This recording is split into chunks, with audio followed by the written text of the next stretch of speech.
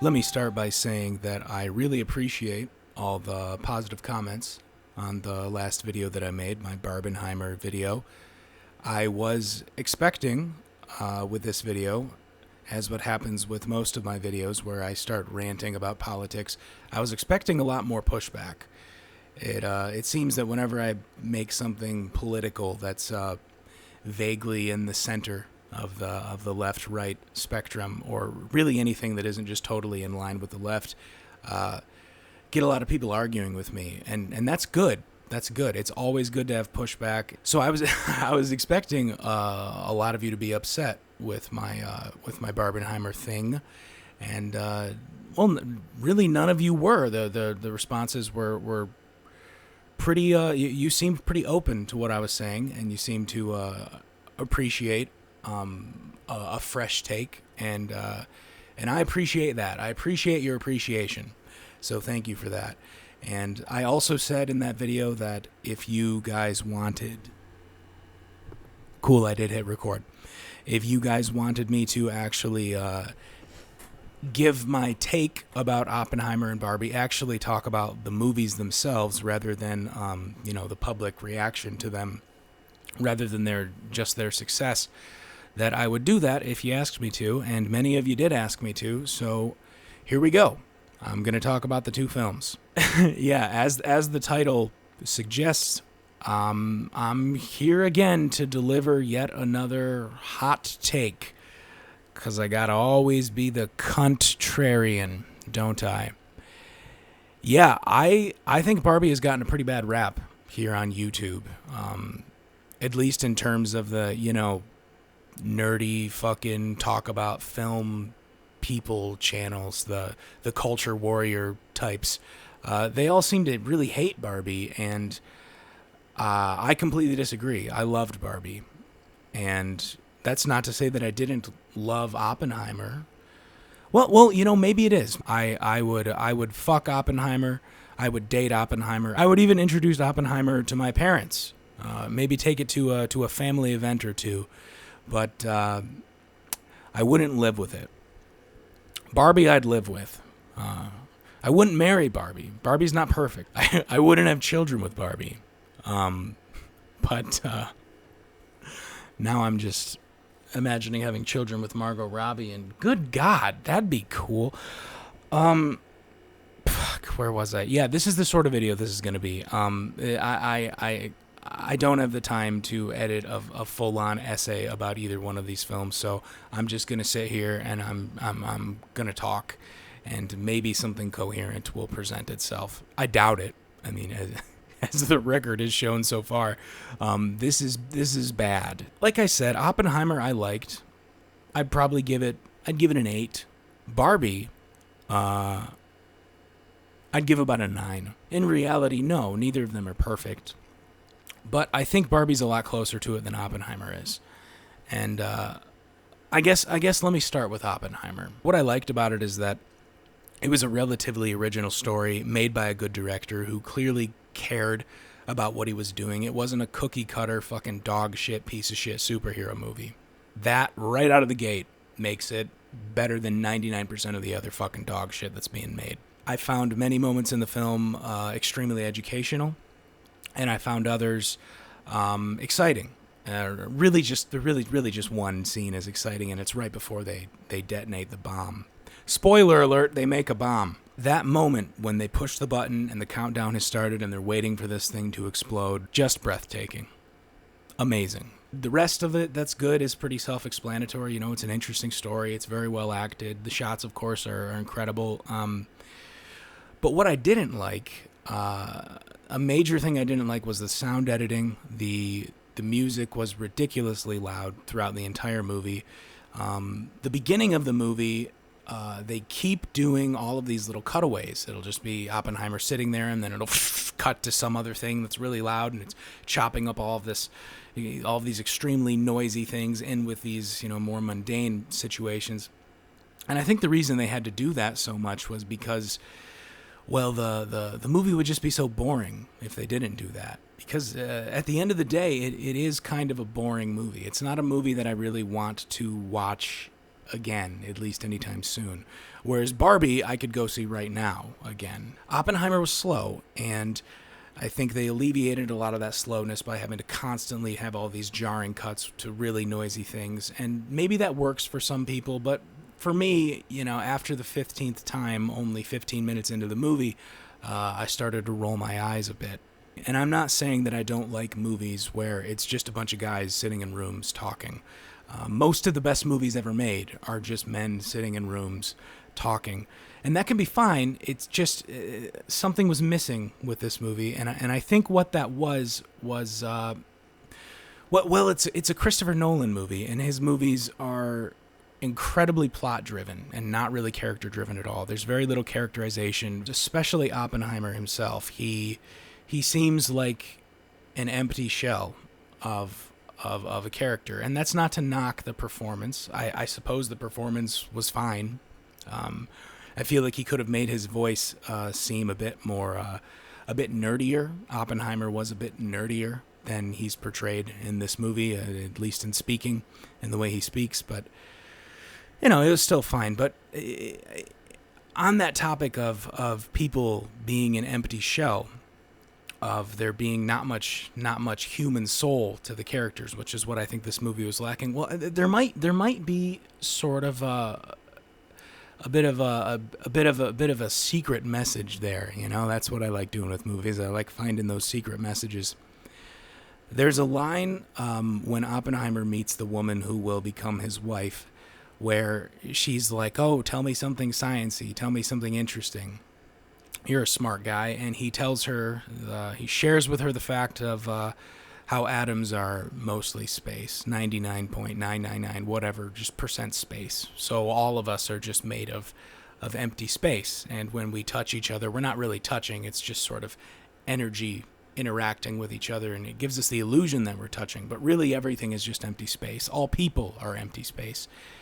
And with the way Oppenheimer seems in the movie, how he's like an empty shell, and especially with Robert Downey Jr.'s character, who's like the nemesis in this movie, he goes on this tirade about how Oppenheimer is essentially this phony dude. He was all behind building the bomb, and he chased after getting this legacy and wanted to be the big shot who actually pulled it off. And then as soon as they did pull it off, he went back on it and pretended to be all sad about it and tried to make himself into a martyr. And I kind of agree with Robert Downey Jr.'s character's assessment of Oppenheimer in a way. Oppenheimer does kind of strike me as one of those really famous, really successful people who end up just being defined by their successes because there's nothing really else to them. They've immortalized themselves with fame and achievement, but at the end of the day, inside them, there's nothing but empty space. Maybe that was just something that I was reading into a bit too much in the film. I don't know. And like I said, I don't really want to go back and watch it again to see if there is more of that in the movie. But that would be my one little, little subtext, interesting theme thing that I noticed or thought that I noticed when watching it.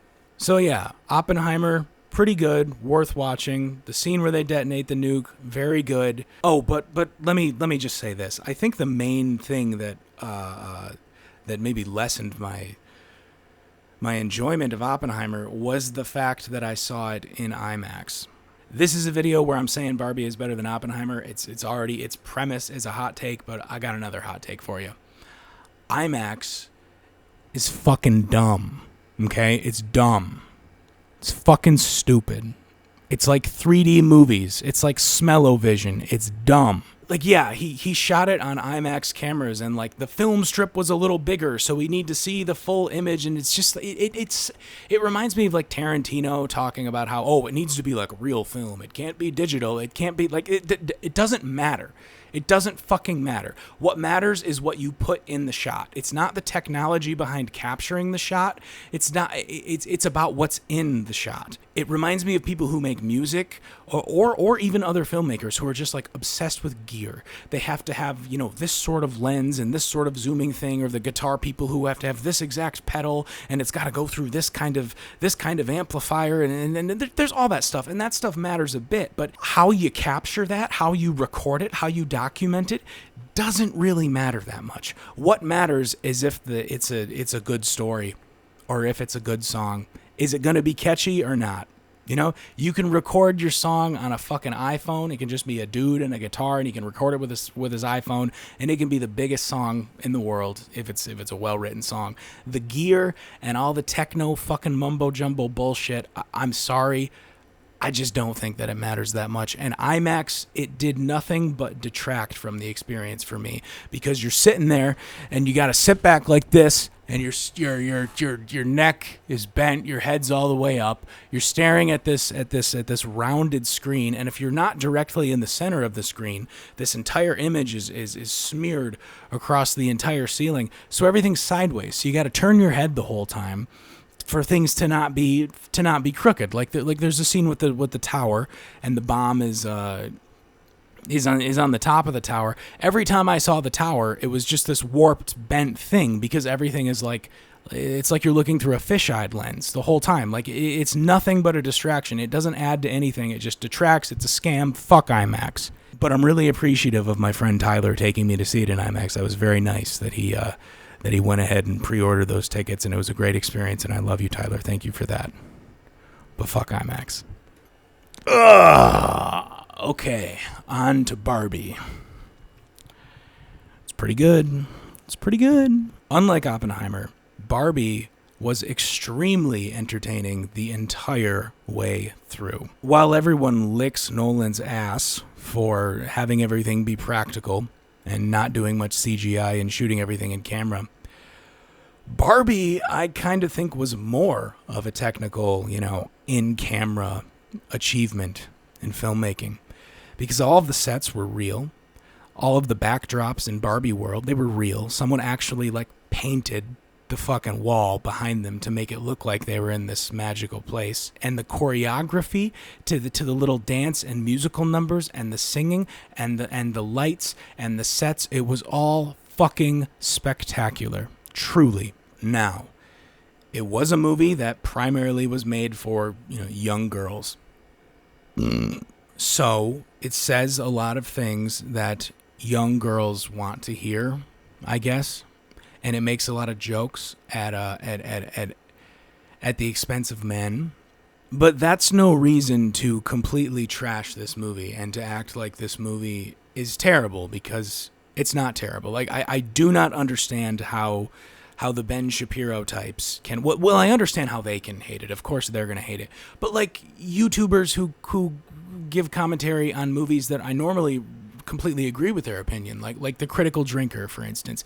He acted like this was the biggest piece of shit ever, and that he felt so attacked by this movie, and it was so sexist against men. And it's like, well, it's not really that bad. It's like when you're watching a movie, can't you wear a different hat for a couple hours? Can't you put yourself into the perspective of other people? Like if you're watching a movie about slavery in the 1850s, it's not going to say the best thing about white people. It's not going to have a very flattering portrayal of white people, but you got to enter the movie and understand that you're going into a different world, and that you kind of have to change your brain a little bit to, it's you got to be open to things, I suppose. Even if that means being open to being picked on a little bit. Can you not take a fucking joke? Because at the end of the day, I don't think it was really that sexist. It wasn't totally fucking rah feminism. If anything, it appreciated motherhood quite a bit more than most fucking dumb girl boss feminism movies. It actually acted like motherhood was important, which is great. I mean, if you watched my Barbenheimer video, you know how much that means to me. I think it was much more nuanced and much more sociologically and psychologically wise than people give it credit for. And the ending, I thought the ending was perfect. Barbie decides to be a real person.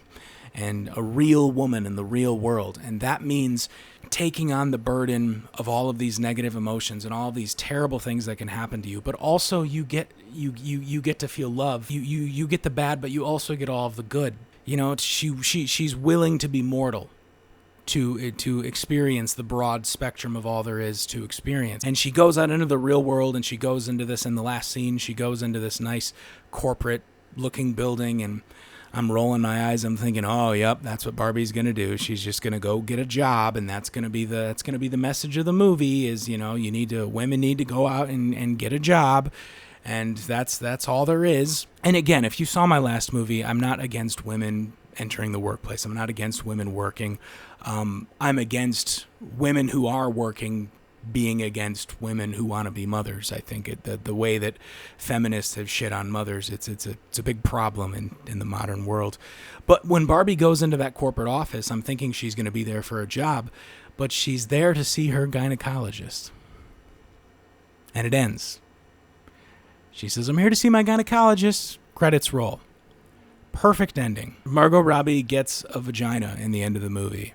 Margot Robbie attains the ability to be fucked in the end of the movie. It's a beautiful ending, if you ask me. The happiest ending we could possibly have. The real star of the show, though, was Ryan Gosling playing Ken. So good. And he sings in it, and of course he does incredible, and all the dancing and he's so good. The character kind of mocks the incel man who's always friend-zoned by the woman. He's in love with Barbie, but Barbie really doesn't want anything to do with him, and it's all about his plight. He sees the patriarchy of the real world, and he brings the patriarchy to Barbie, and tries to take control of things and wants men to be in control so he can finally get the girl. But then the Barbies end up taking it back. And how they take it back is they make them jealous and then make the Kens go to war with each other, which isn't a very feminist message. It's kind of anti-woman as much as it is anti-man. It's saying that the women manipulate the men into going into war. Because why do men do anything? Why do men chase that power and status? They do it to get the girl. The women have a lot more control over men than they'd care to admit. And this movie admits it. And wow, I'm rambling. I'm just saying that there's a lot more human sexuality, a lot more psychology, and a lot more complexity than people are saying that is there. Has this been all one sentence? Fuck. But I think there's another reason for Ryan Gosling taking this role, because Ryan Gosling is like the king of the incels. You know, the people who look like me and post memes with like Patrick Bateman and Ryan Gosling from Drive. And it's like, it's the literally me meme. And I'm sure many of my subscribers initially subscribed because of my Blade Runner 2049 video, and the literally me essence of that, of the themes going on in that film. And now for Ryan Gosling to become the poster boy of that meme and that movement, and for him to now play Ken, this total just like, you know, incel, cucked, loser, the sort of guy that would definitely subscribe to Hustlers University, for him to play this character, it seems very meta, very winking at the audience, and maybe a lot of men in the audience are going to be offended by that wink. They're going to get pissed off. And there are many times in the movie where it was like they were criticizing something that I totally do as a man, like trying to show women, you know, films and music, and the women are just pretending to give a shit about it. And yeah, there's all sorts of stuff where I could be, that's mean to me, but like I can get over it because I can take a joke. It'd be ridiculous of me to be this like YouTube fucking culture shit talker and then get offended by a fucking Barbie movie. To be like Ben Shapiro is being more of a snowflake than the fucking snowflakes at this point. I don't know, it's kind of dumb because this is a good movie. We should be praising this movie in many ways. Like don't get me wrong, it is a bit too on the nose in places, but I think if you look a little deeper, if you look just a little bit deeper past some of the dumb jokes, you'll find that it actually has a little bit of wisdom in there. For instance, like how the Kens go to war with each other because the Barbies manipulate it. And that's just go into it with an open mind. Go into it knowing that you're going to get made fun of if you're a man. It would be so hypocritical of me to not be able to take these jokes when I make so many jokes about women. Constantly, I'm making fun of women all the time. So it's fine if women want to make fun of me too. I appreciate the banter. And honestly, most of the women that I deal with, they appreciate the banter too. They love it when I talk shit about women. Because as annoying as men find women to be, women find women to be even more annoying. So if anything, they appreciate the honesty. So in return, we can get a little bit of painful honesty shoved back our way as well, right? It's okay. I think there is a lot of spectacle and wisdom and just entertainment in general to behold in Barbie. And also, god damn, Margot Robbie is hot. She's so fucking hot. It's just absurd. So if you really want to push back against the matriarchy, if you want to fight back against the feminine power, just go watch Barbie and just I fuck Margot Robbie the whole time, And pretty soon it'll be out on DVD. You can chronically masturbate to it, Stick it to the power, man. This movie's going to have its message about, objectifying women is wrong. Objectifying women is wrong. Meanwhile, I'm just fucking staring at Margot Robbie just like, God fucking damn it. Oh, fucking God. Just in the theater, just, oh my God. And while there's just fucking 8-year-old girls around me in the theater all dressed in pink, I need to stop. I'm going to stop talking. They're both good movies, guys. I appreciate you wanting to hear my thoughts on them. I can't think of anything else to say now, so goodbye.